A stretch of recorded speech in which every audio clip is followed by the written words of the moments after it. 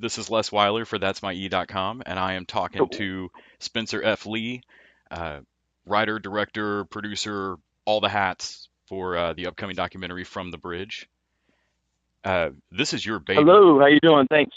Yes, it is my child, my love child. and this began as a project with you and Carrie O'Quinn from of Starlog and Fangoria fame. Is that correct? Yeah, yes, absolutely. Basically, a mutual friend of ours introduced us, and I had formed a friendship with Carrie over the 2 or 3 years afterwards. And we would visit together, have lunch, chit chat on the phone, all that good stuff.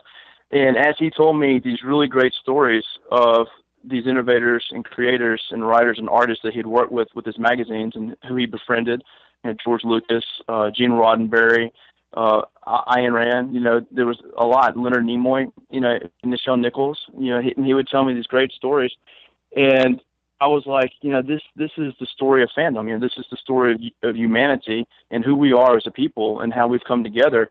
And I really wanted to tell the story, so I had lunch with Carrie, and I kind of one of our lunches. I said, hey man, I said, I have an idea. I was like, I want to make this movie about the evolution of fandom, and I'd like to include. And it's so funny is that at the time I obviously had no idea it was going to grow into such a gigantic ensemble cast. I didn't know that going into it.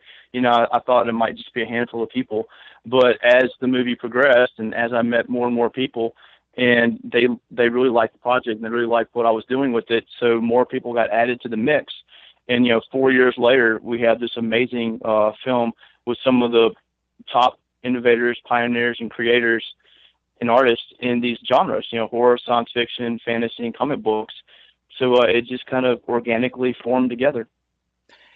I wanted to ask about the timeline of making it. I know any film, any type of film takes a little while to make, from a back porch idea to finished product. Did anything change that surprised you, or I know we just lost Steve Ditko and Harlan Ellison back to back. Did anything shift out from under you in the course of trying to make it?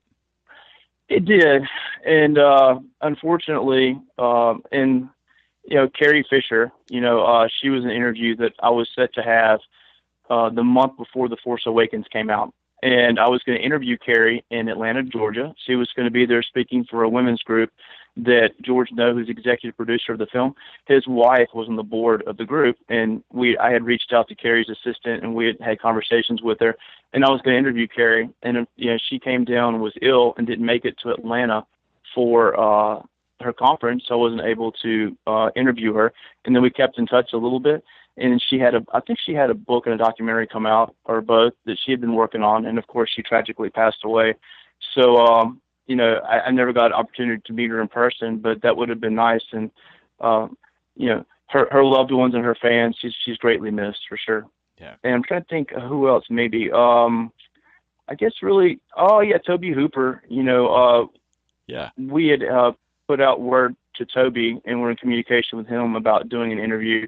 And I want to say Carrie, I don't know, Carrie might have contacted Wes Craven as well. It seems like he did, but I'm not 100% positive on that.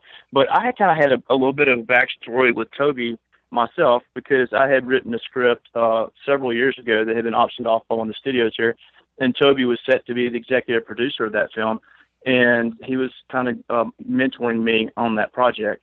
But yeah, so I would say Carrie Fisher, Toby Hooper, and Wes Craven were three. And it was kind of I'm one of the kind of people that believe that every day is a gift, and you're not guaranteed tomorrow. So anyone's time could come at any moment. We don't really know.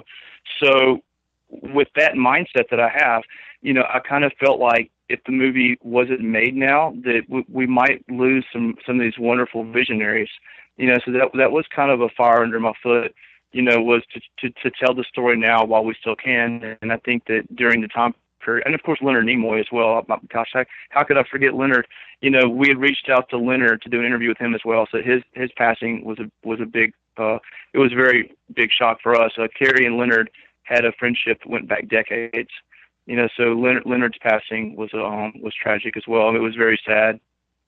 Something that strikes me about it, doing my research, the way that you speak about this project, I love your intonation that it's a historical document that that these are the stories that are currently dominating the box office, that are mattering to huge amounts of people, and they've always mattered passionately to a small core. But storytelling mattering like that it goes back as long as humanity. I mean, it goes back to the Greeks and earlier. Um, Yeah, yeah. I would even say the cave people. They told great stories in the caves. With their cave drawings. there's there's so many paths that you could have gone down, and so many alleys and into the stories of the story makers in making this. How did you winnow down your focus into what you wanted to put in this documentary? Well, so that was difficult. And I'm in the editing process now, and we're very close to being done editing. And there's so many great stories from the artists and the fans themselves. Both everyone just has great stories. So right now I'm looking at a runtime of around 2 hours, and eventually I'd like to do an extended cut that'll include more interviews in it. And there's also a possibility that there might be a spin-off movie from the footage as well. We're kind of exploring that idea right now, because in the process of making From the Bridge, there was another really great story that kind of batted around and sided and paralleled it, but you can't tell both of them and do justice to both of them. So I've had discussions with Kerry O'Quinn and George No about when this movie is done. All my energy is focused on From the Bridge at the moment, Hmm. but as soon as this one's edited, and obviously getting it out is important, but afterwards, we're having we've already began discussions on the second film out of the footage, and it would be just as fun as From the Bridge, so we'll see how that turns out. But yeah, narrowing it down is really difficult. And as a lifelong fan of these genres, and I'm kind of a child. I mean, me making this movie is kind of like when your parents raise you, and you want to do something really nice for your parents. You want to show your appreciation to them, and however that might be. So me making this movie, in a way, is me giving appreciation to my parents and who raised me. I'm saying, because I feel like they mothered and fathered me, these artists and creators, Yeah. my imagination, and they fueled it. So that being said, I really sat down and I said, okay, you've got these great artists, these great creators, these great fans. I'm like, what is the most justice you can do for everyone and make everyone happy, and to teach people who are non-fans what it is that the movie's about, and what fandom's about, and what it is we're celebrating. And I looked at it and I said, okay, at the heart of it all, it's really a story about humanity, and it's a story about building bridges to bring people together, all over the world, all religions, sexual creeds, cultures, races, even blue collar, white collar. I mean, what all do we share in common? And of course, our humanity. And I'm a firm believer in common decency. I think that today there's a little bit of a lack of that. And if I'm a big history buff, and I understand that everything in society and history is always recycle. What things always come around. They come around. If you look at humanity's history over the last few thousand years, you'll see that there's really nothing new under the sun. Everything we're experiencing today, you can look at cultures from different time periods they've experienced. So it all goes in cycles. And I think that I'm hopeful. I'm an ever optimist, and I'm really hopeful that this movie maybe can inspire people and touch people, and maybe help bring us back to common decency. I think that that's a little bit. It doesn't seem to be very in fashion at the moment to have common decency, but for me, it's always in fashion. And I kind of feel like I'd like to be able to create a positive film that can bridge people together, and maybe have people take another look at each other, and and kind of examine what are our differences, what are our strengths. Is what you don't like about someone, is it really so important that it's going to make you want to diss them or be toxic toward them? And generally the answer for me is no. I have this like 2-week rule. If I'm upset about something or mad, but if it's something, I shouldn't say mad, but if I get aggravated about something, before I just stop myself in my tracks, and I say, okay, is this going to matter in 2 weeks? Am I still going to be aggravated about this in 2 weeks? And if I'm not if the answer is no, I'm not going to be aggravated in 2 weeks, then I'll let it go. It's not worth it.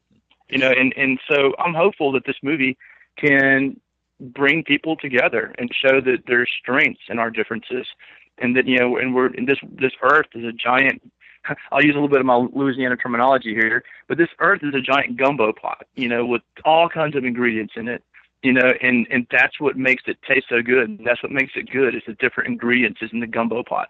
So I look at the planet as a big pot, and we all got stuff cooking in it. Yeah, sorry, the gumbo pot analogy just cracks me up. That's all right. Something I find that's my Louisiana, my Louisiana southern sense of humor at play there. Yeah. Something that I always think about is that when I was a kid, and I think you and I are about the same age, I've heard you discuss going to see Star Wars in the theater.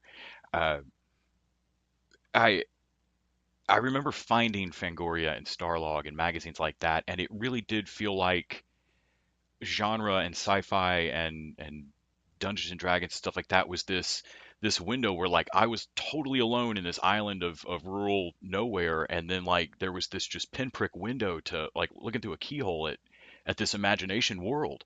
Uh, and those magazines were this just hint that there were real humans out there that got together on their work days and made these things, which just blew my mind.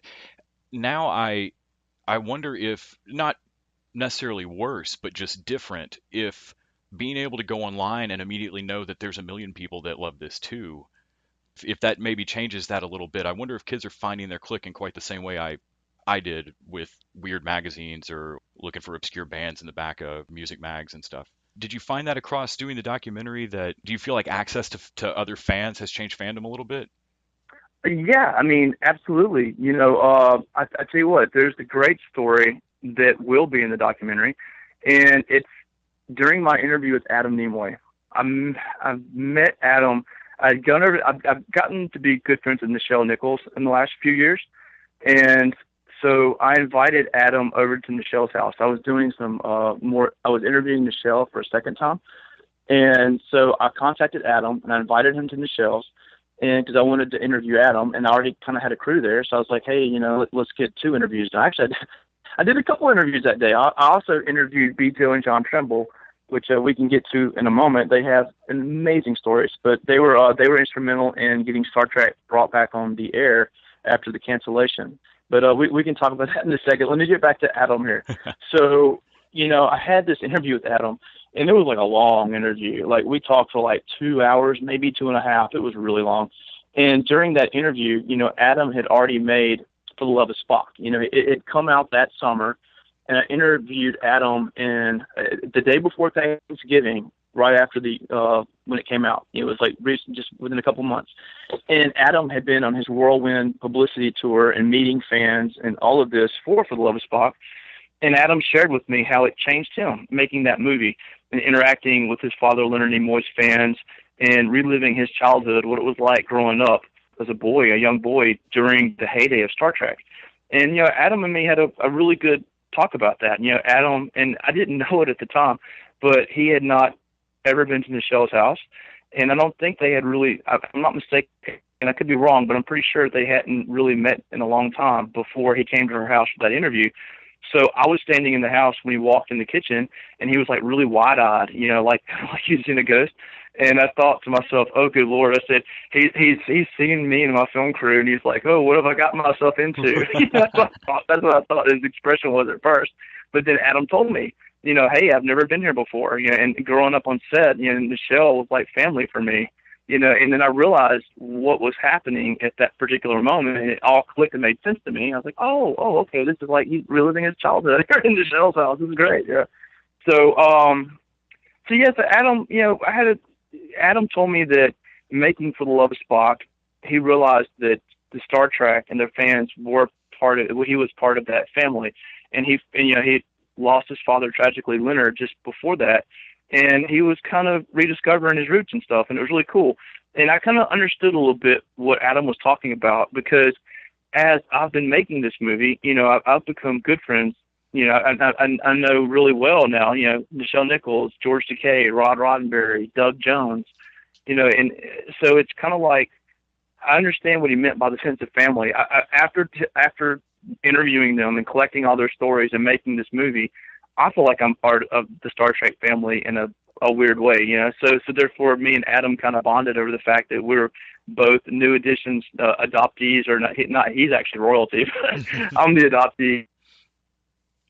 I'm like the adoptee into the Star Trek family now, and I think it's really cool. So me and Adam bonded over that, and yeah, so I definitely, making this movie, I have, I've been a fan since I was just a few years old when I was first introduced to Star Wars. So it's kind of like when you're part of something and you've been part of something your whole life, sometimes unless you just really psychoanalyze yourself, you have to be introspective, and you have to and sometimes you do things and you don't even realize why you're doing them. You just kind of do it second nature. So making this movie, basically what I'm saying is that I pretty much psychoanalyzed myself pretty deeply, and looked at how I grew up from being a few years old, being influenced by these genres, and what it meant to me today. And as I interviewed the artists and I learned why they made these stories and why they wrote the things that they did, why they created these particular characters, what they were trying to accomplish, and then meeting the fans, these great, wonderful fans all over the country, great costumes, great personalities. Everyone loves everyone. It's all about love. Like no one, I mean, when you go to a convention or you meet the fans, and even the artists, it's all about love. Like it's all about happiness and celebration. And that's what I was talking about, being about humanity and common decency and the good in people. That's what I see in this film, and that's what I see in the fans, and that's what I see in the creators. It's all a love of humanity, and it's all a celebration of it. Yeah, I feel like too often lately when I look online, I see a defensiveness in fandom of like this has gotten too broad and not everybody can be into my special thing that was my only friend when I was really lonely growing up and I had Dune or I had Lord of the Rings or and I knew like one friend that was into it. And there's times online where it worries me or makes me feel like I don't want to share my passion for it. And so it was wonderful in reading the way you speak about the documentary that your focus is on celebrating that coming together of it, because I feel like that defensiveness is the opposite of what originally brought me to fandom, or what made fandom occur, was this finding of your people and understanding that we all had something to celebrate in common. In the course of making the documentary, did you run across anything, or did you ever have to stop and consider or run into a more toxic side of fandom? Yeah, and well, I'll tell you what. Starting out 4 years ago, there wasn't a lot of the displeasure, and I'll say this now. I love all the creators and the artists in the films equally. I say equally. Obviously, there's some that are my favorites more than others, but what I appreciate is they're trying to make something work and trying to make something good. No one out there is making these movies out of anything but love. So if you go see Star Wars: The Last Jedi and you come away from it and you're disappointed, I understand, and I'm sure the creators understand, but it's kind of like, I tell you what, this is a good way to explain it. We'll take George Lucas. He was the creator of Star Wars. He wrote it, directed it. It came out in the 70s. It was his child, kind of like From the Bridge is my child. So Star Wars is his child. So I shouldn't say child. How about this? He's forming a relationship with the fans. It's kind of like you're dating someone. That's better than the child analogy. So you're forming a relationship with someone. So when you're seeing someone, whether it's husband, wife, your lover, whatever you're with, generally, back to common decency, you like to do things to make each other happy because you love that person and you're in a relationship with that person and you want to do kind things to them and you want to reciprocate and give them back the love that they give you. So all that aside, whenever, George Lucas created Star Wars, he formed a relationship with the fans, and they loved Star Wars. They loved him. He loved making them happy, and a relationship was formed. So I think that to answer your question, whenever people talk about toxic fandom, it's a relationship. You need to do things. Both sides need to do things in a relationship to make the other one happy. So if the fans aren't happy about something, then you should you should reciprocate. You should do something out of love to make them happy, and the fans should do the same. The fans should reciprocate back to the creators, and of course buying the tickets, I guess, and the merchandise is reciprocating.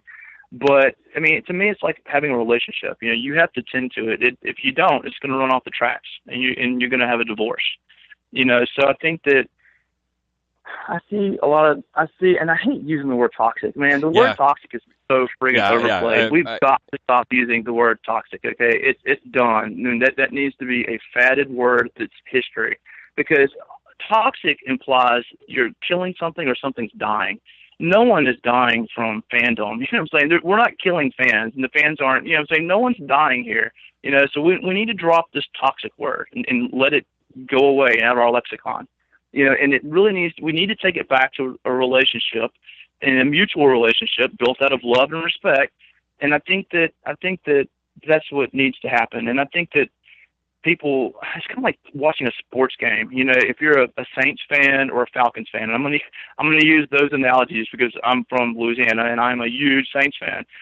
So therefore, there's this love-hate relationship that the Saints fans have with the Falcons fans. So it's kind of like that. Just if you dislike something, that's great, but don't be rude about it, and don't shame someone or attack someone verbally in person. That's not necessary. And that's one sad, sucky thing about the internet that as we've been exposed to. And I know that, I came from before the internet, so therefore I know what humanity was like, and I know what common discourse was like between people, and I see what it is today. And it's so easy to get on the internet and create a screen name that no one knows who you really are and say things that are crass and rude.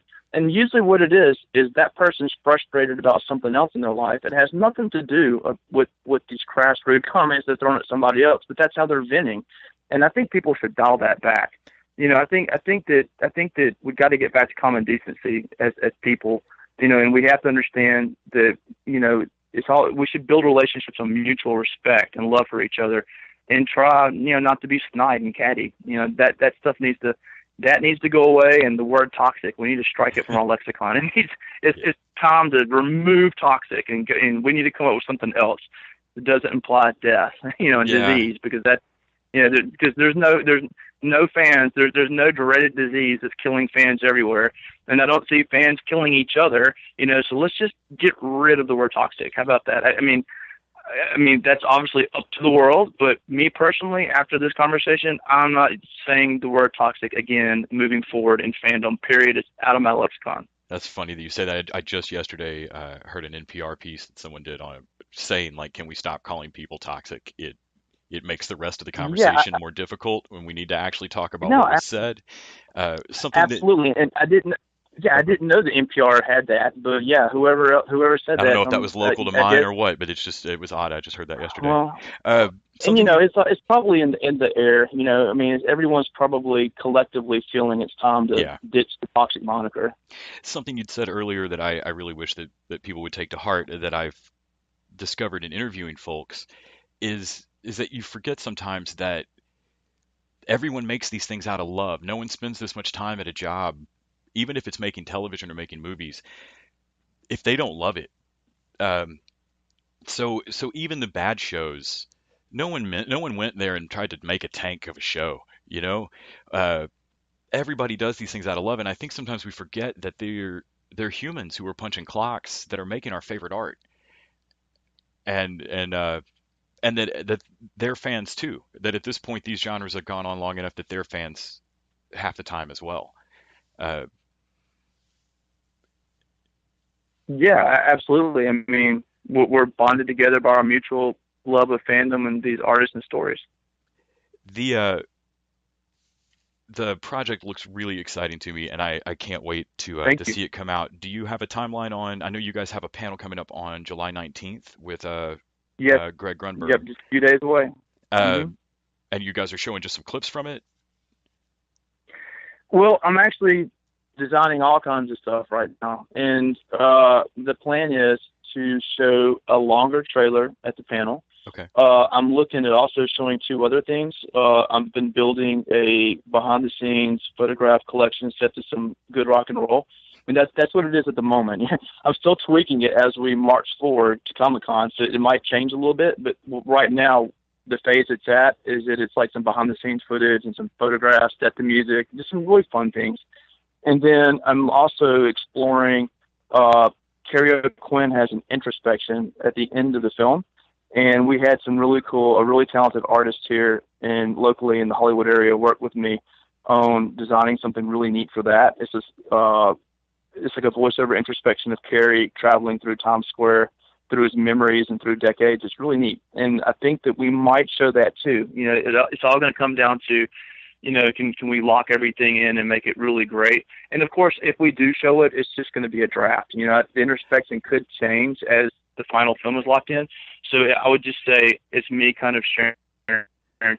I'll use an analogy I love using is rock and roll. You know, so if I show the introspection, it's going to be like a demo tape. How about that? You know, instead of the real song, it's a demo tape. So I might show a demo piece of a work in progress of Carrie Quinn's introspection. So it would be those three things: the first or the second trailer, the behind-the-scenes clips and montage, and the Carrie Quinn demo draft of his introspection. Well, it sounds like the panel's going to be really special, man.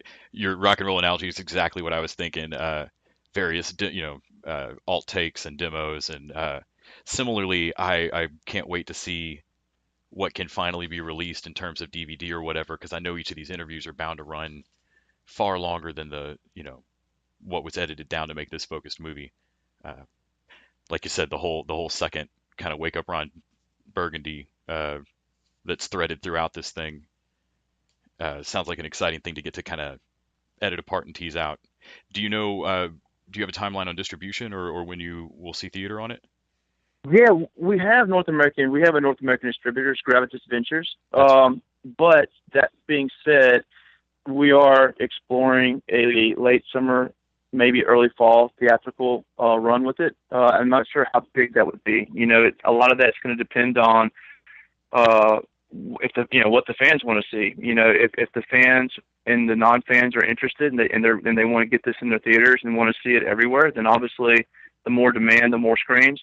But at the very minimum, we'll have a limited engagement. New York City, Los Angeles, and I'm not sure what that plan would be, but there will be some kind of theatrical engagement. Well, we are a fan that likes camping out in front of theaters, so you're in luck. I think sci-fi and fantasy nerddom will definitely love to see a documentary about themselves in theaters. Yeah, and you know, and the way I'm kind of selling that, and there's a lot of truth to this, is that a lot of people have never been to Comic-Con. I've never been to Comic-Con. This is my first San Diego Comic-Con. I've been to comic book conventions. You know, I've been to them in New Orleans. I've been to them in Dallas, the little small town that I'm from in Louisiana. I've been to them. I mean, all the way back to 1985. But this is my first time at a giant, the biggest convention. I'm pretty sure it's the biggest convention in the world for comic books and stuff. I've never walked into anything like it, and the last time I went was 10 years ago. Yeah. Oh wow, yeah, and I have to say I'm not good crowd, so this is a fair warning to all the people out there. If I look a little off or quiet, it's because I'm shy in person. I'm really good at talking on interviews, but in person I do get a little shy and a little bit overwhelmed. So I'll have to learn how to control that and relax a little bit because I'm a little terrified, not in a bad way. You know, I'm not terrified about meeting the fans and showing them the footage. I'm just terrified about being one speck in the 150,000 people at a giant convention. That's what terrifies me. Is it going to be odd, do you think, to be on the opposite side of that interview for so many people that are going to run into you at Comic-Con? You're going to be the exciting interview to talk to. Yeah, you know, it's so funny is that I never, when I was making this movie, for some, you'd think that would occur to me, but it never did. I never thought, I'm going to have to do interviews myself. Yeah, I was so focused on making it that that wasn't something that I spent a lot of time thinking about. I'm enjoying it though. You know, I really love talking to you guys, and I love talking to the fans and to the artists, and I'm completely having a great time. And I'm open to discussing whatever with anyone who wants to ask me, you know, within certain bounds. I shouldn't say whatever, but, you know, Relating to fandom. Yeah, you're gonna walk right into some weird convos, man. Well, thank you Right. I so first said that, I'm like, wait a minute, I should stop and back up a little bit. thank you so much for chatting with me today. I can't wait to see the project come out, and thanks for doing it. Thanks for putting the time in. Oh, thank you for putting it together. I enjoyed speaking with you, and I hope everyone enjoys the interview. And I really hope everyone who sees the film really enjoys it. I'm making it out of love for you guys and girls, so I'm really hoping y'all like it. And July 19th is y'all's panel, which sounds absolutely Yep. special. Comic Con's a Thank you. blast, and man, have a great time. Thanks again. Thanks so much. Bye. Thank you. All right. Bye bye.